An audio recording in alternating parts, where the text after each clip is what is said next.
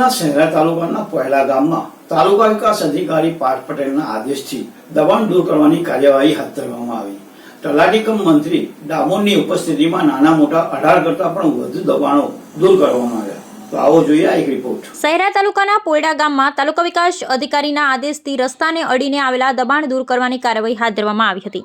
તલાટી કમ મંત્રી આર.એસ. ડામોર દ્વારા 18 કરતા વધુ દબાણ કરનારોની નોટિસ આપવામાં આવ્યા બાદ પણ દબાણ કરનારાઓ દ્વારા દબાણ દૂર કરવામાં આવ્યા ન હતા, જેને લઈ તલાટી કમ મંત્રી આર.એસ. ડામોર સહિતની ટીમ દ્વારા ગામના વિવિધ વિસ્તારમાં અડચણરૂપ દબાણો દૂર કરવાની કાર્યવાહી સવારથી શરૂ કરી દેવામાં આવી હતી। જેસીબી મશીનના મદદથી 18 કરતા વધુ નાના મોટા દબાણો દૂર કરવામાં આવ્યા હતા।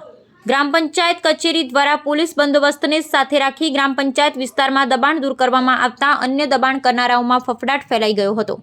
ઉલ્લેખનીય છે કે તાલુકા વિકાસ અધિકારી પાર્થ પટેલના આદેશથી પોયડા ગામમાં અડચણરૂપ દબાણો દૂર કરવામાં આવ્યા હોય ત્યારે આગામી દિવસોમાં સરકારી જમીનમાં ઊભા થયેલા પાકા દબાણો પણ દૂર કરવામાં આવે તેવી શક્યતાઓને પણ નકારી શકાય તેમ નથી।